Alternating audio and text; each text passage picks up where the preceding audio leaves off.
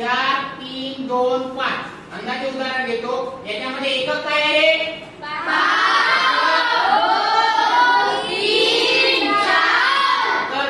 11च्या कसोटीची हे संख्या आहे का? 11चा पूर्ण निश्चित भाग जातो का हे बघायचं आहे. त्याच्यासाठी काय? पहिल्यासोबत तिसरा, पहिल्यासोबत तिसरा, दोन अंकाची बेरीज करायची आहे. किती झाले?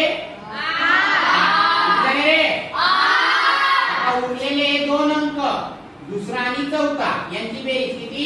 6. यातील फरक एक तर शून्य आला पाहिजे. शून्य येत आहे का?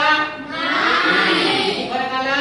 2. आपला नियम काय म्हणजे आपल्या कसोटीतला एक अंक सोडून जेवढे अंक असतील त्यांची बेरीज करा आणि बाकीचे जे अंक सुटले आहेत त्यांची बेरीज करा आणि या दोन्ही संख्या तयार होतील. बेरीज केल्यानंतर त्यातील फरक एक तर शून्य आला पाहिजे. किती आला पाहिजे? शून्य. नाहीतर 11च्या पटीत. किती आला पाहिजे? 11च्या पटीत. तेव्हाच त्या संख्येमध्ये 11चा भाग जातो. आता बघा या संख्येत 11चा भाग गेला का? नाही. आपल्याला आता बघा 11चा पाडा किंवा 11चा भाग गेलेल्या संख्या तयार करायच्या आहेत. 11चा निश्चित भाग गेला पाहिजे पूर्ण. बाकी किती उरला पाहिजे? शून्य. तर दोन अंकी संख्या तयार करताना किती अंकी? 2. किती अंकी रे? 2.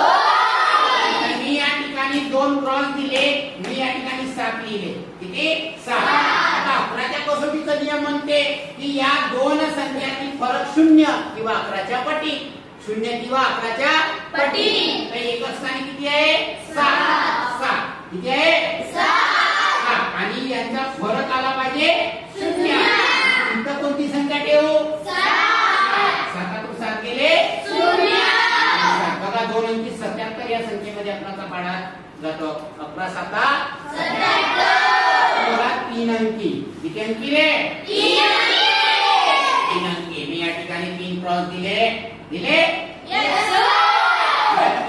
पहिले सांगलं पहिल्या सोबत तिसरा, पहिल्या सोबत तिसरा, दुसऱ्या सोबत चौथा. चौथी संख्या आहे का? नाही. मी समजा पहिल्या सोबत तिसऱ्याचा नियम लावला तर पहिली संख्या तिसरी संख्या कोणती लिहा. मी दुसऱ्या सोबत चौथा नसल्यामुळे दुसरी संख्या लिहिली. या ठिकाणी लिहिलं 5. किती लिहिलं? 5. मला 3 अंकी संख्या अशी बनवायची आहे तिचा मध्ये 11चा पूर्ण भाग गेला पाहिजे. आपलं किती आहे हे? 5. या दुसऱ्या संख्याची 5 ही संख्या या ठिकाणी ठेवूया. आता फरक किती आला पाहिजे? शून्य. या ठिकाणी कोणती संख्या पाहिजे? 5. पाहिजे 5. हे आलेली बेरीज आहे 5 आणि यांची अशा दोन संख्या सांगा त्यांची बेरीज इथे ठेवलेली 5 येते. सांगा बरं. 3 2. बघा 352 मध्ये 11चा भाग. त्यानंतर बघा 4 अंकी. किती अंकी रे? 4 अंकी. खूप सोपा आहे. 4 क्रॉस दिले. दिले का? आपण त्याच नियमाकडे जाऊ. पहिल्या सोबत कोणीतरी दुसरा म्हणत आहे.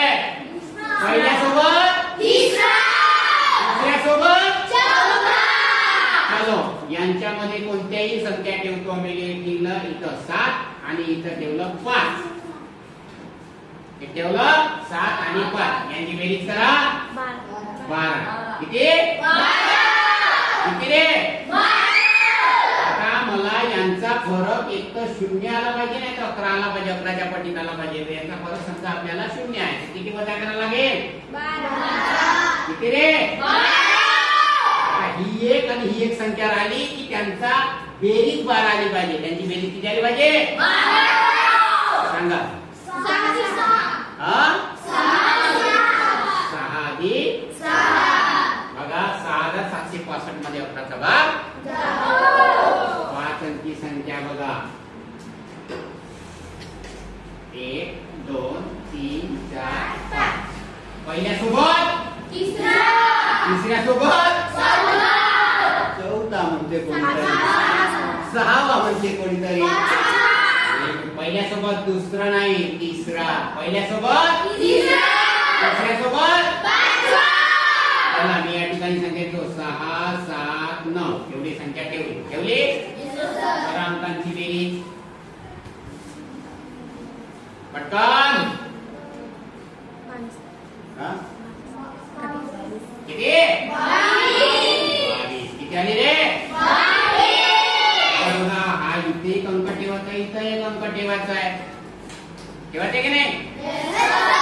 इथं 22 आली, आपल्याला फरक किती पाहिजे?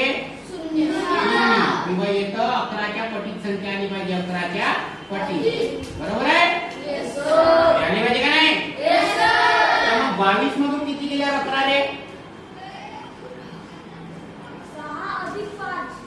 नाही, 22 मधून किती गेल्यावर 11?